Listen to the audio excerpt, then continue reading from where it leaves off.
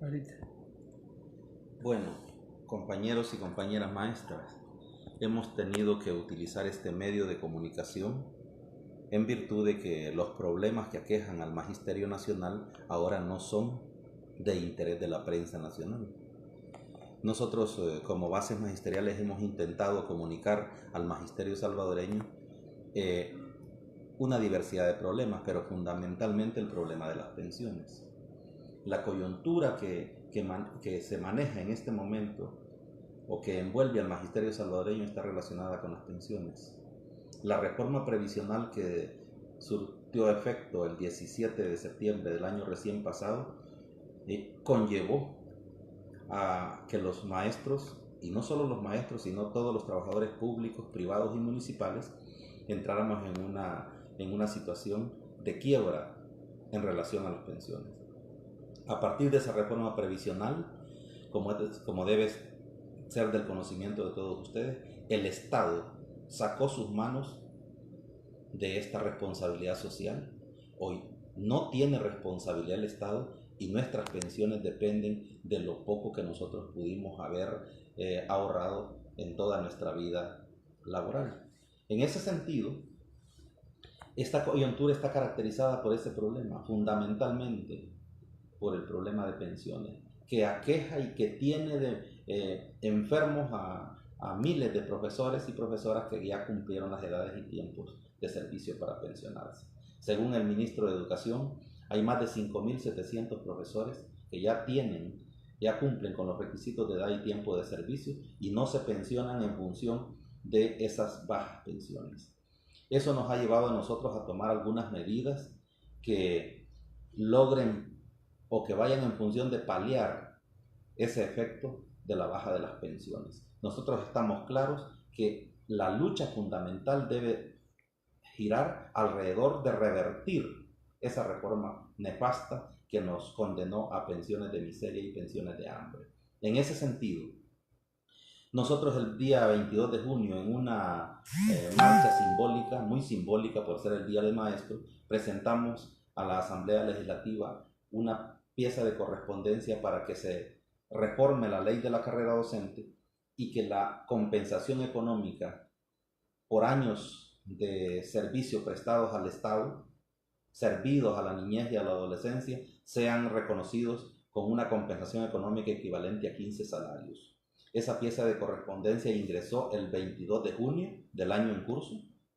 El día 2 de julio, la Comisión de Cultura y Educación de la Asamblea Legislativa conoció sobre esa pieza y decidió escuchar la opinión del ministro de Educación y el ministro de Hacienda. El día 31 de julio, el ministro de Educación envió misiva a la Comisión de Cultura y Educación diciendo que es factible la petición que nosotros hiciéramos el día 22 de junio. Por consiguiente, en este momento estamos a la espera, habiendo recibido la Comisión de Cultura y Educación el dictamen favorable o la factibilidad, como dice el ministro de Educación, a la pieza, únicamente estamos en espera de que se dictamine favorablemente a nuestra petición. Debemos aclararle a los profesores: la reforma a la ley de la carrera docente que hemos pedido consiste en adicionar dos derechos. Uno, que todo aquel maestro que cumpliendo con las edades y tiempos de servicio para pensionarse pueda recibir la compensación económica equivalente a 15 salarios. Y dos, que también en la ley de la carrera docente se establezca un derecho que todo aquel profesor que por las circunstancias que sean se vea obligado a renunciar a su empleo, pues que se le dé el mismo tratamiento que se le da a los otros trabajadores públicos, privados y municipales, consistente en que reciba una prestación económica por renuncia voluntaria. Dicho esto, también debemos aclarar a los profesores de que de reformarse la ley de la carrera docente en estos días o en estos meses, no tendrá el efecto masivo de manera positiva para los docentes que están con edades para pensionarse, por una sencilla razón: es que mientras no se revierta la reforma previsional, los maestros y los trabajadores en general no se están pensionando. Pero esta reforma beneficiaría, en principio, a aquellos profesores que ya están pensionados y que siguen activos. Muchos maestros ya reciben pensiones de $600, $700 arriba y han seguido trabajando en sus escuelas. Pues muchos de ellos ya se aburrieron y para ellos va a surtir efecto inmediato esta reforma. 2, para aquellos profesores que cumplieron sus requisitos de edad y tiempo de servicio y nunca hicieron trámite porque sus energías daban para más, entonces hoy creo que es el momento y fundamentalmente esta reforma en lo inmediato va a favorecer a aquellos profesores y profesoras que están siendo beneficiados con el decreto 636, consistente en la prestación que reciben del sueldo base por padecer de enfermedades terminales e incapacitantes, y que al cumplir los 55 años las mujeres y 60 los hombres les obligan a pensionarse. Pues esa gente se va a pensionar con estas, valga la redundancia, pensiones de miseria, pero por el otro lado van a recibir los 15 salarios que va a constituir un paliativo para su difícil situación en los últimos días de su vida. En ese sentido, queremos también informar a los maestros. Nosotros como bases magisteriales no hemos parado en esta lucha y decidimos hacer 2 frentes de lucha para revertir la reforma previsional. Por eso es que el 23 de marzo del año en curso, nosotros presentamos un recurso de inconstitucionalidad ante la Sala de lo Constitucional de la Corte Suprema de Justicia. En efecto, eso nos ha permitido darnos cuenta a nosotros que la institucionalidad en este país no está en función de la clase trabajadora, sino en función de ciertos sectores políticos. El ejemplo claro que ponemos nosotros es cómo la vieja sala en 12 días le resolvió una inconstitucionalidad a un partido político y a los trabajadores que fuimos agraviados con la reforma previsional no conoció nuestra pieza.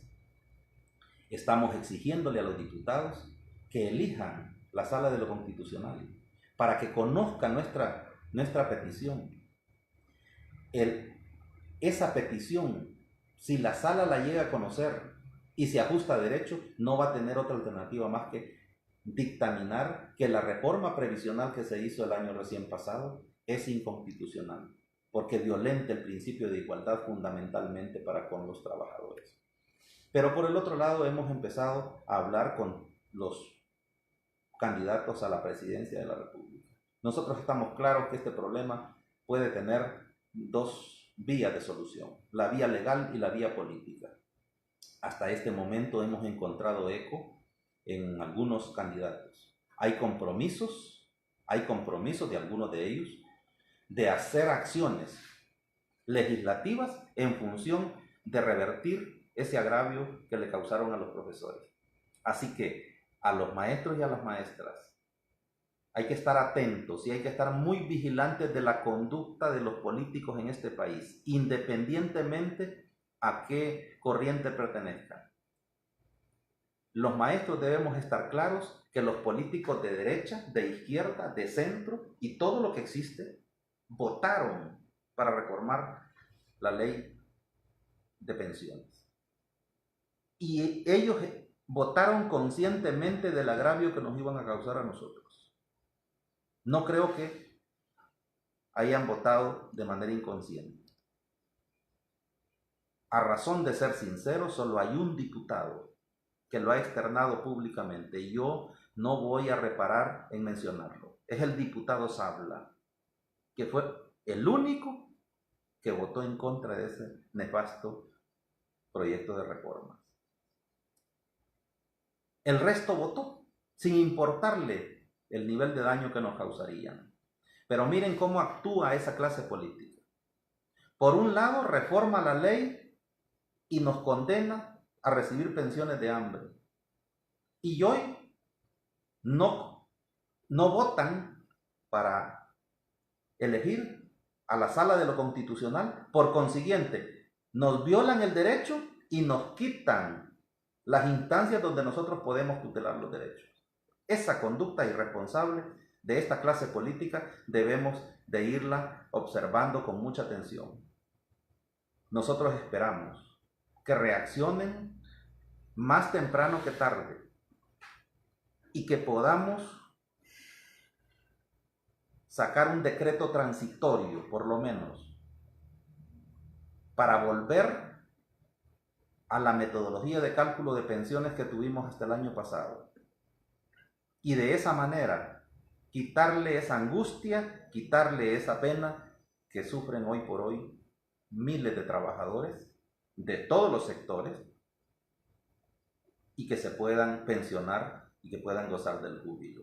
En ese sentido, maestros y maestras, los meses de septiembre, octubre y noviembre para nosotros son muy decisivos para resolver este tema previsional. Termino invitándoles a que formen los equipos municipales, departamentales, organicen las asambleas departamentales, independientemente a qué organización de maestros estés afiliado.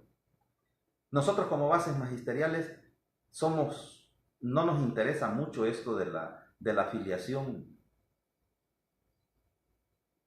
Tampoco nos interesa este problema ideológico que afecta a muchos maestros.